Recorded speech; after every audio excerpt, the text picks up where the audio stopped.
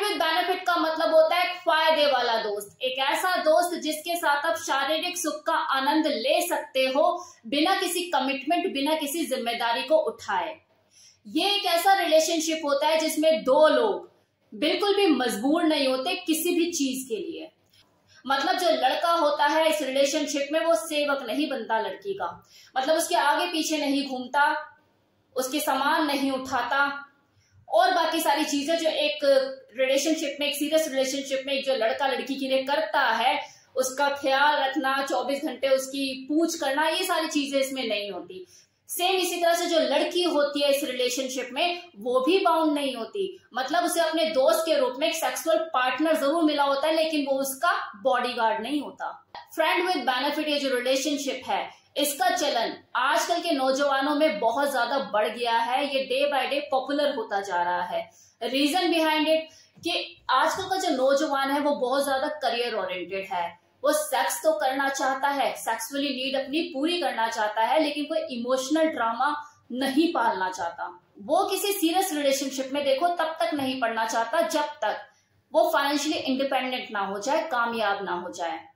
इसलिए ऐसे जो यंगस्टर्स हैं, ये जो आजकल के नौजवान है, वो फ्रेंड्स विद बेनिफिट इस तरह के रिलेशनशिप को ज्यादा अपना रहे हैं। इसको पसंद करने वालों में मेल ही नहीं फीमेल की संख्या भी दिन ब दिन बढ़ती जा रही है। अब जैसे हर चीज के अपने फायदे और नुकसान तो होते ही हैं, तो सेम इसी तरह से इस फ्रेंड विद बेनिफिट रिलेशनशिप के भी अपने फायदे नुकसान हैं। तो सबसे पहले हम इसकी एडवांटेज के ऊपर बात कर लेते हैं। तो नंबर 1, वो लोग जो कि फालतू की सरदर्दी नहीं उठाना चाहते, जो प्यार व्यार के चक्कर में नहीं पड़ना चाहते, जो मानसिक और भावनात्मक रूप से पीड़ित नहीं होना चाहते, उनके लिए फ्रेंड विद बेनिफिट जो रिलेशनशिप है बेस्ट ऑप्शन है। It is a golden chance और गोल्डन अपॉर्चुनिटी, क्योंकि इसमें दोनों ही अपनी बाउंड्रीज, अपनी लिमिटेशन फिक्स करके इस रिलेशनशिप में एंटर होते हैं। कोई भी एक दूसरे के ऊपर बोझ नहीं होता, डिपेंड नहीं होता, कोई एडिशनल एक्सपेक्टेशन नहीं रखता। यहाँ पर देखो वो चीजें नहीं होती जो नॉर्मल रिलेशनशिप में होती है कि आओ आकर मेरे आंसू पूछो, मैं बहुत परेशान हूँ, आकर मेरा मूड ठीक करो, मतलब अगला अपने सारे काम छोड़ के पहले जाके उसका मूड ठीक करे। तो यहाँ पर ऐसी चीजें नहीं होती। ये दोस्त के रूप में सेक्सुअल पार्टनर होते हैं जो कि शारीरिक रूप से भले ही जुड़े हुए होते हैं लेकिन भावनात्मक रूप से नहीं जुड़े हुए होते।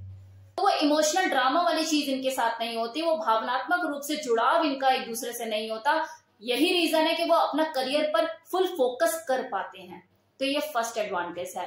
नाउ सेकंड, अब क्योंकि दो लोग दोस्त होने के साथ साथ सेक्सुअल पार्टनर भी होते हैं तो वो एक दूसरे से बहुत ज्यादा कंफर्टेबल होते हैं शारीरिक तौर पर, तो वो अपनी फैंटेसी को खुलकर एंजॉय कर पाते हैं, वो सेक्स को बेहतर ढंग से एंजॉय कर पाते हैं। इनके साथ वो चीजें नहीं होती यार अगली क्या कहेगी, मैं ऐसे कुछ बोलूंगा, तो वो खुलकर अपने आप को एक्सप्रेस कर पाते हैं क्योंकि वह है इस रिलेशन में सेक्स को एंजॉय करने के लिए। तो उनका जो बेडरूम में अनचाहा जो प्रेशर होता है ना वो कम होता है, इनफैक्ट ना के बराबर होता है। वो लोग अपनी सेक्स लाइफ को खुलकर जीते हैं।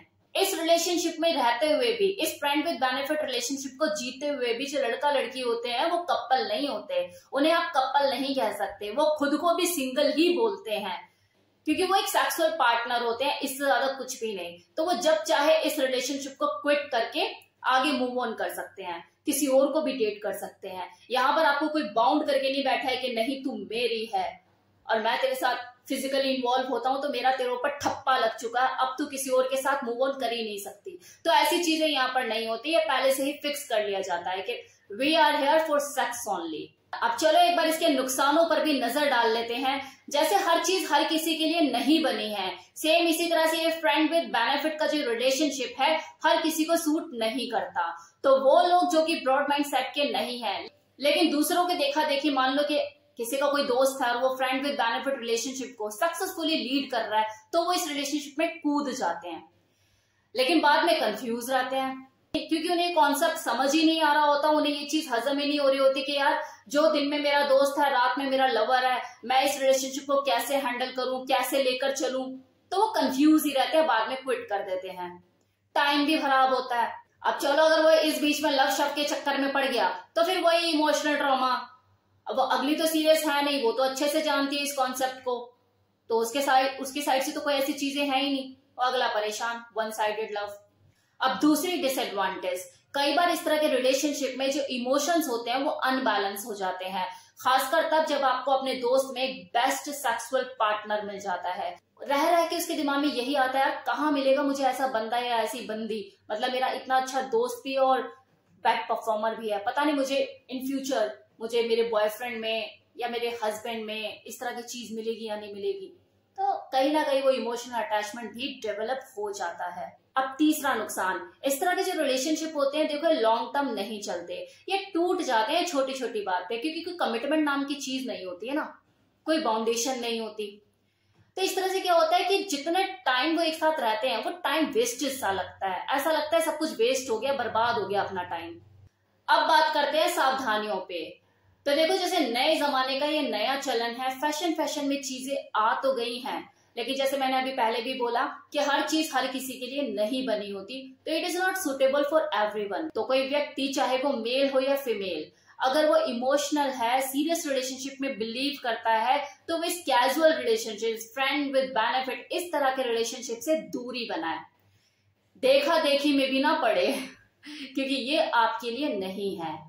लेकिन वो लोग जो कि ब्रॉड माइंडसेट के हैं, इतने इमोशनल नहीं हैं, कैजुअल हुकअप्स भी करते रहते हैं, वो चाहे तो इस फ्रेंड विद बेनिफिट रिलेशनशिप में एंटर कर सकते हैं, लेकिन इसके बावजूद भी उन्हें कुछ चीजों पर ध्यान देने की जरूरत है अगर उन्हें इस रिलेशनशिप को सक्सेसफुली लीड करना है। तो नंबर 1 कि इस रिलेशनशिप में एंटर करने से पहले वो अपने फीलिंग, अपने इमोशंस को कंट्रोल करें, मतलब ताला मार के आए, और अपने पॉजिटिव एटीट्यूड को साइड में रखकर ही इस रिलेशनशिप में एंटर करें, क्योंकि यहाँ पर आपकी पॉजिटिवनेस को कोई झेलने वाला नहीं है, क्विट करके आगे बढ़ जाएंगे। नाउ सेकंड पॉइंट, इस टाइम पास के लिए बनाए गए रिश्ते को आप प्यार का नाम तो बिल्कुल ना दें। नाउ सेकंड पॉइंट, इस टाइम पास के लिए बनाए गए रिश्ते को प्यार का नाम तो बिल्कुल ना दो। मतलब अगर आप 2 जिस्म शेयर कर रहे हो, एक बेड शेयर कर रहे हो, तो आप पति पत्नी नहीं हो, ना ही बॉयफ्रेंड और गर्लफ्रेंड। तो इस चीज का ध्यान रखिए।